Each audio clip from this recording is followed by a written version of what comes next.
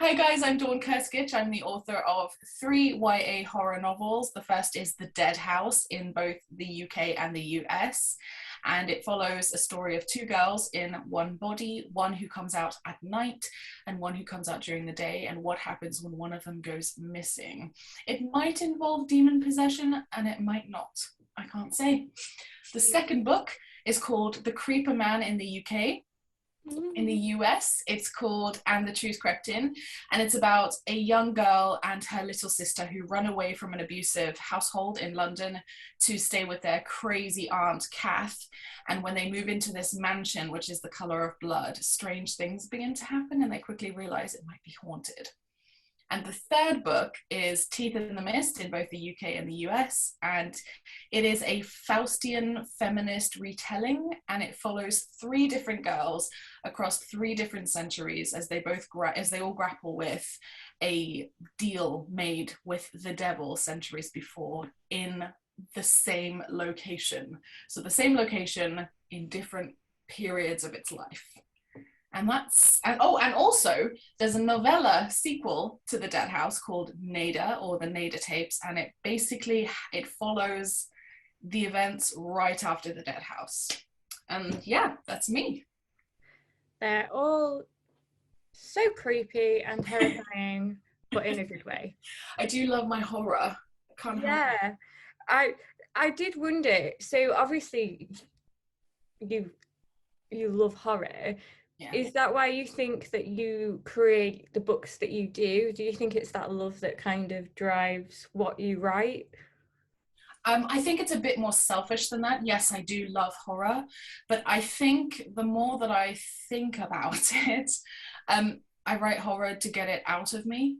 So as a kind of therapy, and because I have quite a morbid imagination, and like my dreams are just incredibly messed up and creepy, and I'm fascinated by dark things like creepypastas and true crime, and even though I don't necessarily want to be fascinated by the darker side of life, I just am, and this is a way for me to safely explore the things that are maybe a bit taboo.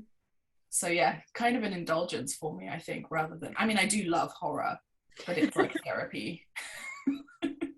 I love that answer, because I think I've always been kind of like obsessed with true crime and things like that. And I think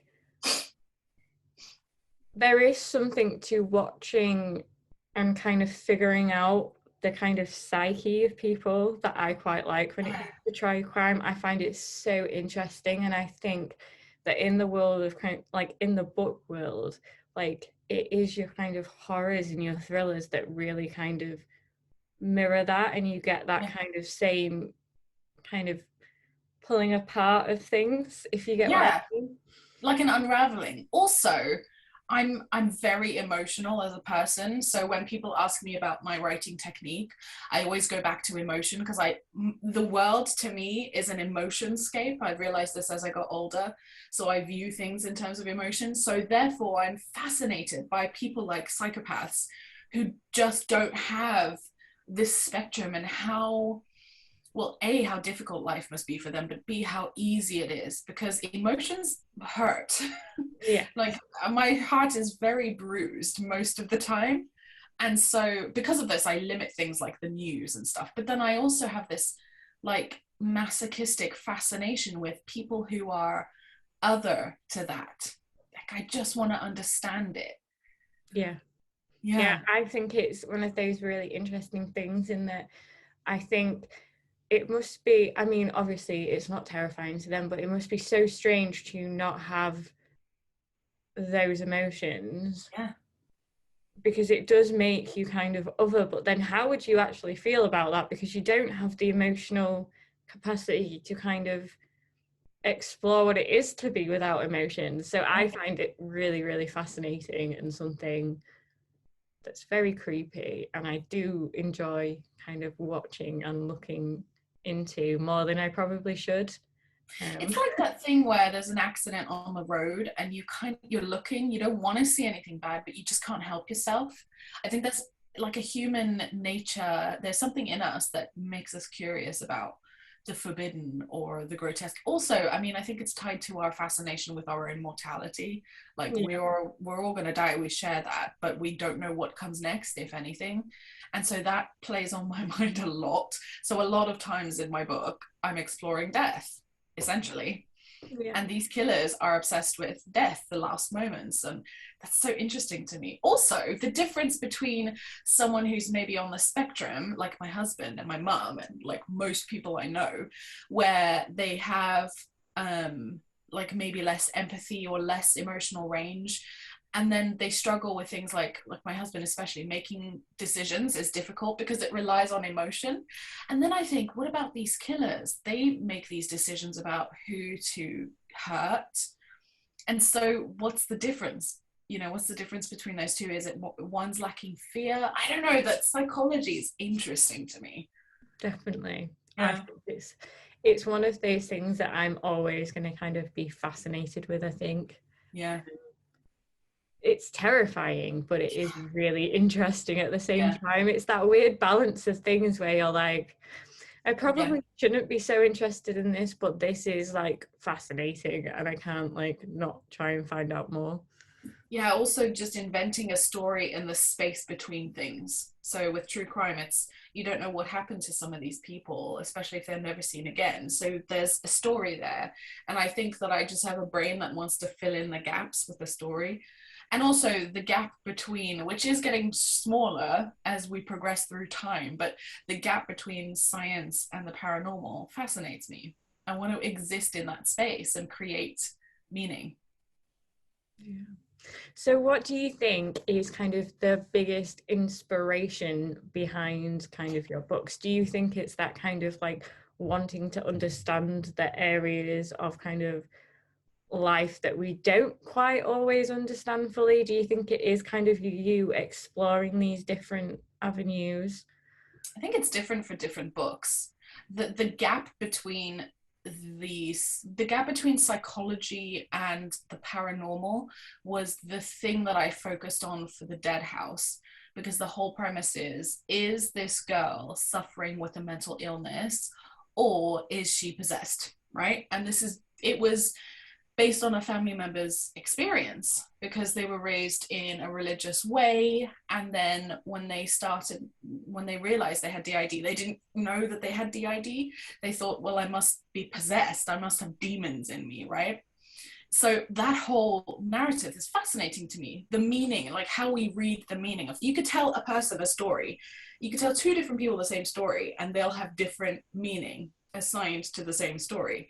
So that was the focus for the first one.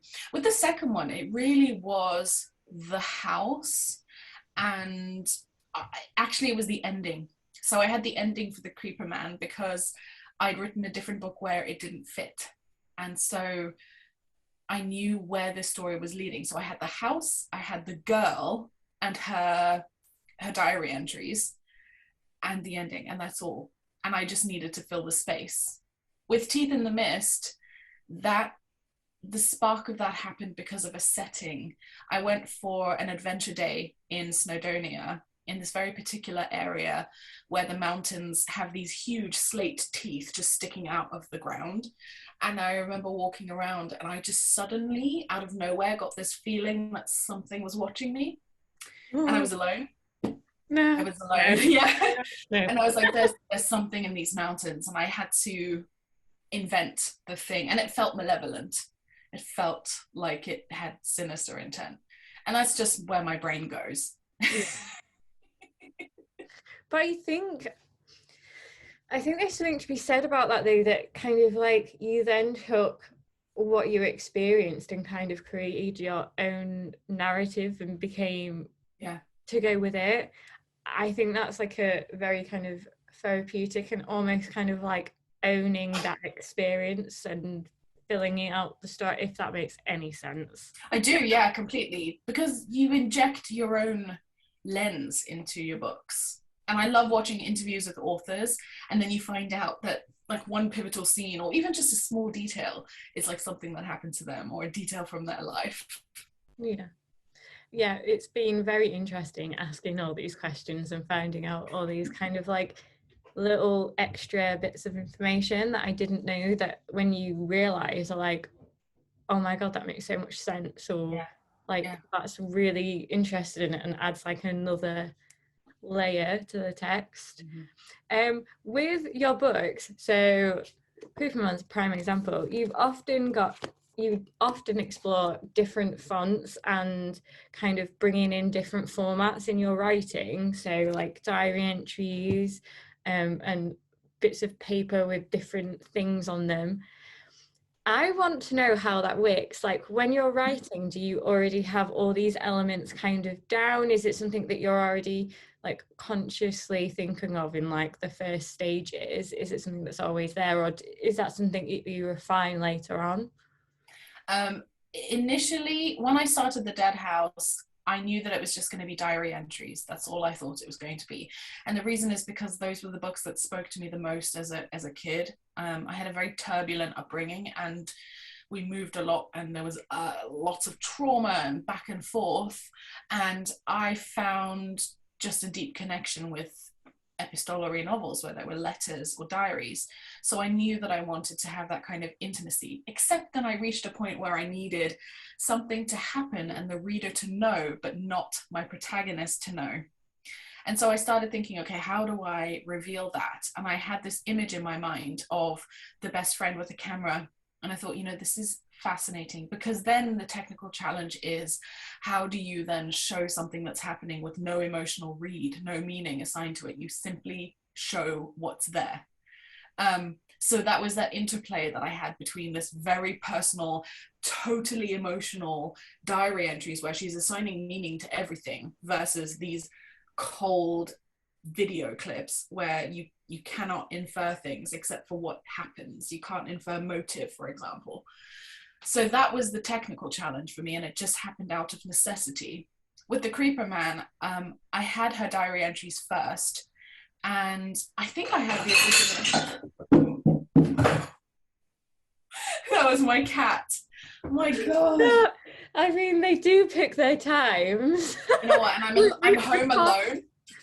Talking about horror, creepy things, scary books. The other day, something. The other day there was a crash downstairs, and my cat was in bed with me. I was taking a nap, and I assumed both my cats were with me. So of course I thought I was getting burgled. So I go downstairs with a bottle of like tonic in my hand, ready to like attack someone, and it's my bloody cat sitting there like, hello. I just wanted some attention. Now you're here, you can go. Yeah, no, but with the Creeper Man, I think I have the original diary entry somewhere where I just had this girl in my head, and she was trying to get a message across without implicitly saying it. And she was scratching in specific words, and the words were revealing the true meaning behind the diary entry. And that's where it started. So I knew that the broken book entries were going to be a thing. So that it was just a starting point. With Teeth, I did it very intentionally, because I just like mixed media books. I'm not sure I'll always do it, but I have so far. Yeah, so it's different every time. Yeah, I really enjoy the kind of mixed media element to them. I think it brings something to it that I don't think would be there if it wasn't told in that format, if that makes sense. I really just like puzzles. Yeah, just like puzzles and clues.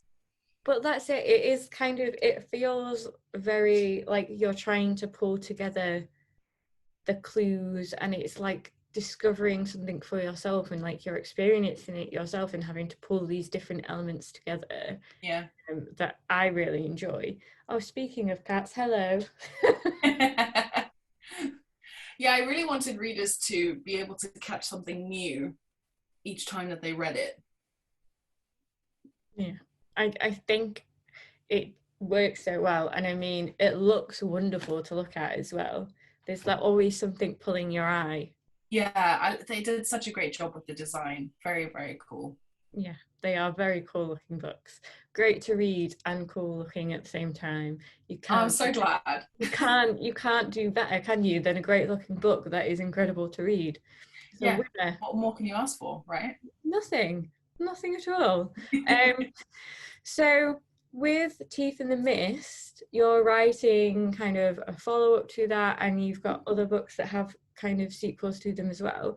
What is that process like? So obviously you have books that kind of stand alone and are written as kind of like one book, and then you have series. How do you manage when you're first writing the first book? Are you always imagining certain books as series, or is that something that kind of develops the more you go through the narrative? Because I always find that interesting as to like which stories become kind of multiple books and how that decision's made. Yeah, I mean, if you're lucky enough to be able to sell a proposal or a book and you sell it as a duology, trilogy, whatever, that's very cool. It doesn't always happen that way though, because it depends on sales. With The Dead House, it was always going to be standalone, but there was interest. And so they said, well, do you want to write an e-novella to bridge the gap between The Dead House and The Creeper Men? And I was like, great, I have this, I know what happens after The Dead House, so I'll do that. So that's how it happened with that one. With Teeth in the Mist, it was always going to be one or more books. And so I've got a series Bible that I keep. It's just a document with all the things that I need to know, the pertinent information that needs to be carried along. But even with that, I'm going to have to reread Teeth again, which I haven't done since I wrote it. So I was actually busy drafting Teeth 2. I nearly said the title. I was busy drafting it, and then I got edits for two different projects. Yeah. So I had to put that aside, which actually was handy because, yeah, I do need to go and reread the book and add to my Bible and make notes. I make loads of notes, like tons. Oh, kitty. What's your kitty's name? This is Bonnie. She Oh. always looks very grumpy despite having the name Bonnie, which is cute. A cute, Oh, sweet name. she's adorable. She is cute and sweet, but yeah, she always looks so she's got a definite grumpy cat face. Oh, I love a grumpy cat. You have, haven't you? Like, you're not paying attention to me. Time for me to lie on your keyboard. Yeah, I'm surprised she hasn't already, to be honest. She's usually pretty good at it, but maybe it's because I'm not actively trying to type that she's like... That's why she wants to walk in front of the camera, because you're paying attention to it. Yeah, it's literally what it is. She's just sat there looking at me. Yeah. Giving me the bad eye. Oh, she's like, come and cuddle. It's bedtime or food time. It's both for you, isn't it? You're just like, I want all the things all the time. She's usually not too bad now, because now we've got the puppy. Her and the puppy are like best friends. Oh, I love that. Yeah, they cuddle up and like lick each other. It's adorable at night. I love a canine feline duo. Yeah, and it's like, it made me laugh this morning, just slightly off topic. Bonnie decided she was going to eat some of the dog food because I'd given the dog some tinned food. So she went up and started eating out of the dog bowl, and I expected the dog to go up and be like, come on, this is my food. You're not a dog, you're a cat. No, the dog just came up and they were both eating from the same bowl, and I was Cat's like... the boss. Bonnie's the boss. Yeah, Bonnie's always been the boss, haven't you? You're everyone's boss. You're my boss as well. Yeah. Oh, baby. I love cats. I love animals. I love animals more than people. Yeah, me too. You'd enjoy our house. We live in, it's like petting zoo. I love it. Degus, hamsters, rabbits, cats, dogs. One day we just have to have a talk about the different pets we've had and the different animals we've owned. That'll be so much fun. Yes, there's been a lot of you, isn't there? Yes, there's been a lot. Anyway, stop looking at me. You're distracting me. Where was I? So, can you give us some more information on Teeth 2? It's coming out in 2023, and the title will be released in 2022, and that's pretty much all I can say. It's I all mean, worth a try. I can say that it picks up where Teeth 1 left off, pretty much. That's pretty much all. Oh, and lots more lesbian kissing. Yay! My two girls are in it. In it. We love a girl duo, girl gang. I love it.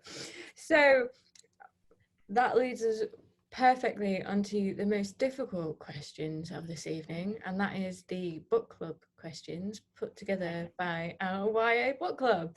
Some of them are really nice, fun questions, and some of them are more difficult than others.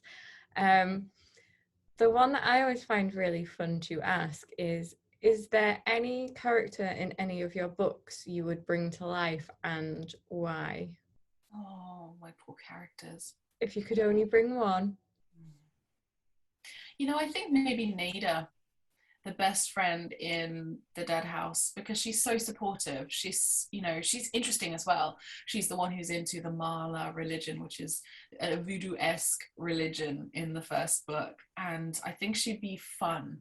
She'd have all kinds of talismans, but then most of all, I think she'd just be a really supportive friend who would go to the moon and back for her loved ones. Yeah. That's a really good answer. I really The like others would be too traumatized, I think, to be brought to life. I feel really bad, but they're all kind of, they have issues. Like me. just little ones. Nothing A sprinkling of spice, that's all. How do you kind of, where do the kind of ideas from the characters and what you put them through come from? Because I find that really interesting to kind of ask people. It's an interesting question. I do things so instinctively that I rarely stop and think about what I'm doing, except for the technical side of like formatting and stuff. But in terms of character, Scylla just was. She used to be called Willow, actually, and then somehow along the way I changed it, but she just was fully formed. She just popped into my head along with her diary entries. Caitlin and Carly, they were a product of me. So I've told the story before, but when I was in liver failure, I had what's called inversion syndrome, which is basically where you're awake all night and you sleep all day. So all I knew at the time was just endless nighttime, and it was very depressing. And Caitlin came from the thought, what would someone be like had they only known this for their entire life? I only had it for a year, and I really struggled with that. So what would someone be like had they lived with that forever? And then alternatively, I didn't want her to just be asleep during the day. So I thought, okay, I'm going to give her a sibling or another soul in her body that comes out during the day. And what would that person be like? So that was just following the questions, like the what if. So that's basically it. Follow the questions and trying to answer them. Roan in Teeth in the Mist, again, she was fully formed. She was just this angry, powerful witch who didn't know it. And I just saw the vision of her in my mind walking up this very eerie mountainside, the one I told you about. And I wanted to know, okay, where's she going? Why is she alone? Why is she in the middle of nowhere? So yeah, following the questions. Mm. So a very popular question that every single person asks this question because I think they're all interested to see how kind of writers' lives evolve, and that is, have you always wanted to be an author? And if not, what did you used to want to be when you were younger? I think that subconsciously I always wanted to write, but I didn't know it. So I started writing my first novel when I was 12, but it was just for the joy of it. But I was studying astrophysics, and I did a placement at the Cavendish Laboratory when I was 16. Like, I was really hardcore into astrophysics, and I thought I would do that. Then I did the placement and realized it was incredibly boring, and my notion of astrophysics was purely romantic. And it was the story behind space rather than the cold, hard facts. So yeah, I continue to just do it in my spare time, but I thought, oh, I'll just go into business then, because that's like a safe option. Totally fighting my own nature because I'm not built for that at all. And then when I was 19, I met my husband, and he said to me, look, you just got to dare to be yourself. You got to dare to be who you are. And I thought, he's right. And so at 19, I thought, I'm gonna pursue writing as a career. It's my passion. I love it. I've got one life. So I did. And here we are, numerous books later. All the horror and trauma. I apologize. Not really. I apologize. Not really, just a little bit. No, I like hurting you guys. Yeah, I think your books are very emotional and creepy, and yeah, they're a ride to read in a good way. Like we read them because that's what we want. Yeah. But also we still get a little bit like, how could you do this to us? I do enjoy hurting my readers, but only because I like being affected by books. That book I told you about, my favorite book earlier, it's a painful book to read. It has a beautiful conclusion. I love it, but it's difficult. It's uncomfortable to read, but I love it because it gave me this emotional landscape to explore. So I guess I hope I do that. I definitely think you do that. I definitely think you manage that. Excellent.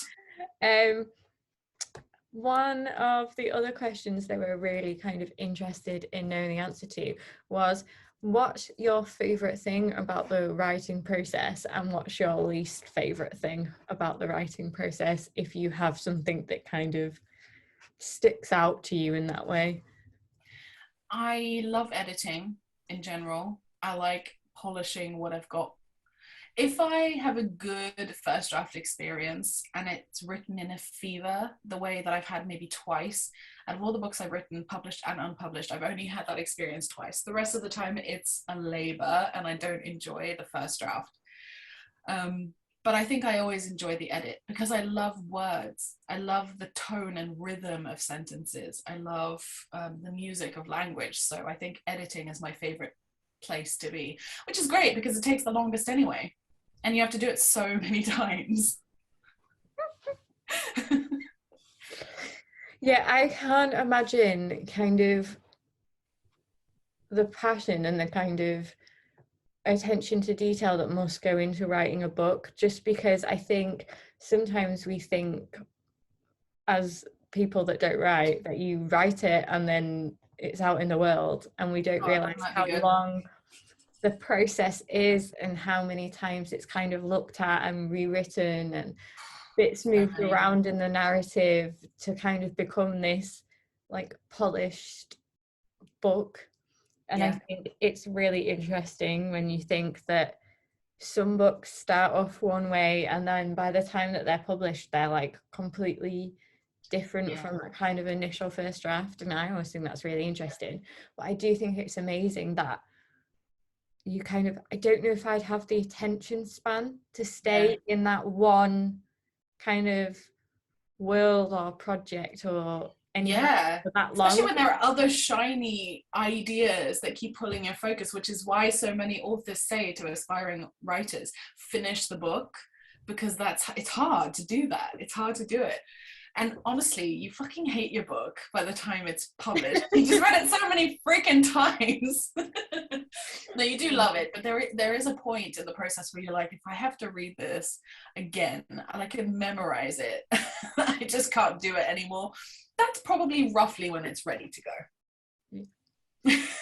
Which is a good point for it to go, I think. I think if it needed more, it would be like, oh no, it just wouldn't. I don't know how you do it. Also, it might be painful to release it into the world if you weren't at that point where you were ready to just let go of it. It's kind of like empty nest syndrome. Yeah, definitely. Because I think whatever, I always think that whatever anybody's writing, it could be a horror, it could be something completely fantastical, it could be a kind of commentary on the world, anything. Even if the author isn't subconsciously aware of it. They've put so much of themselves into it that it's almost Absolutely. like it's like having a child or a pet or something. It's so much part of who you are that Yeah. like putting it out into the world must be like terrifying. I'm quite an emotional person, so I don't think I could withstand putting anything out into the world that like had come Yeah. from my head that way.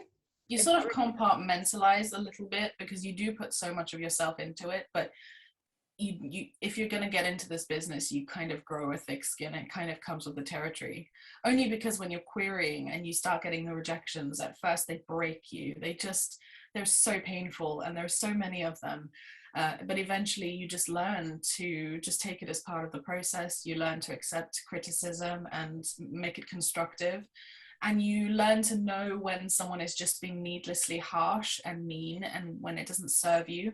If it serves to make your art better, then so much the better, but if it doesn't, then you learn to disregard it, basically. But you do compartmentalize, because also when you then submit a book to an editor, they might say, cut this character, merge these two characters, change your ending. So you can't be precious about it. You have to kill your darlings. At the end of the day, you're in a business that revolves around art, but you still need to make a product. Yeah. I'm definitely too much of an emotional person to be around. I think also books are a You're time like, take that capsule of character out. when. No, that character is most important, but it's just a side character. You've only written them in for 4 lines. No, they're They're staying. vital. It's a vital 4 lines. Yeah, but I think the one thing I love about writing is that each book is a time capsule of who you were at the point that you wrote it, and I love that. It's like a piece of who your past, the person you used to be, and it might not be the same as you are now, but you can always look back and be like, oh, there she is.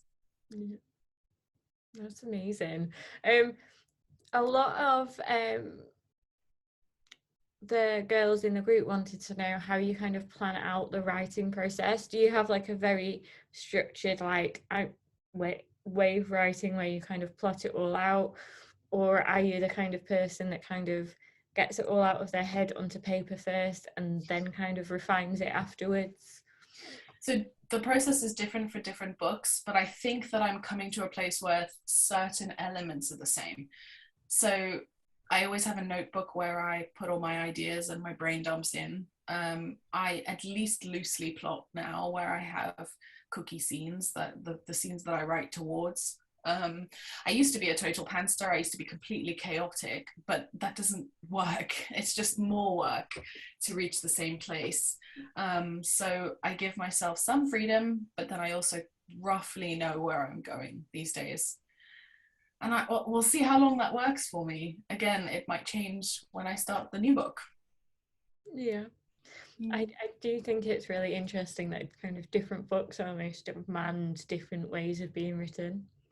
Yeah, I mean, I think creativity has lots of different forms. The one thing that stays the same for me now is when I write. So I have specific times of day that I write, and those are the times that I write. And whether or not I write during those times doesn't matter. I'm in my chair ready to work.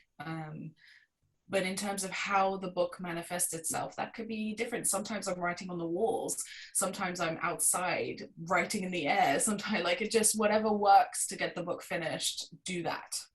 Yeah. So you say you kind of write towards points now. Yeah. Do you always have kind of the ending in mind when you first start? Or is it something that you kind of, where the story's going to kind of go, but the ending's not quite there yet? With The Dead House, I had no idea what the ending was. I had no idea where it was going. With The Creeper Man, I had the ending first. Teeth in the Mist, I don't think I knew what I was doing with that one either, to be honest. I mostly plotted as I went along. So I'd plot a little bit ahead, then right to that point, then get confused and stuck, then plot a bit ahead. So I did it. So this is what I mean about doing it in different pieces. A book that I've just finished, I had the entire plot chapter by chapter ready before I started. And that was actually useful, but it's the first time I've done it. So I really don't know what will work when, which is so useless as an answer, but it really just is whatever works. Works at the time for you. Yeah, yeah, you just Frankenstein monster it together. Yeah, I think that's definitely the way to go, like Yeah, finding what kind of works for you at a particular time for the particular thing you're working on. Because I know exactly. with my art, I never come at it the same way across different projects. It always kind of, it comes from a different place initially, it ends in a different place every Yeah, time, and it's just kind of like sitting down with it and kind of yeah, being like, so how am I going to get from here to where I want to be, and just kind of like finding the path through it. So yeah. I totally get how it's just that case of like mashing elements together to see kind of what works for you. Yeah, it's like playing around with Play-Doh. I mean, creativity is a crazy beast. If anyone had the ticket that worked for everyone, they would have bottled gold. Yes, definitely. I am A still lot waiting. of people think that they have the answer, but what they really have is the answer for them. Yeah, Yeah. definitely. I think there's no two people that you kind of meet that are like, even if they work in similar ways, there's always one element that just Yeah, doesn't work for another person. absolutely. Yeah. I I'm think sure it's that the way I very, do things would infuriate some authors because I'm just generally very chaotic when I create, but it works for me. yeah. So, I think if I'm more of a kind of chaotic person when it comes to creativity, I think if yeah. I plan too much and in too detail and have all the points kind of along the way, my brain just shuts down and thinks, oh, well, you've got all the plot points. What's the point? Yeah, you've done the work. It's You've done boring the work. now. You don't need to do the rest. You Yeah. know where you're going. Yeah. And this is another point about how something could work at one point in time, but not another. Because I've had books that I've completely abandoned because I had chapter by chapter summaries and then I just lost the spark. But this last one I finished, that didn't happen. So I'm the same person. It's just different times in my life that things. So it's not even different things work, it's literally different things at different times, Yeah. which is frustrating. It's like there's no formula.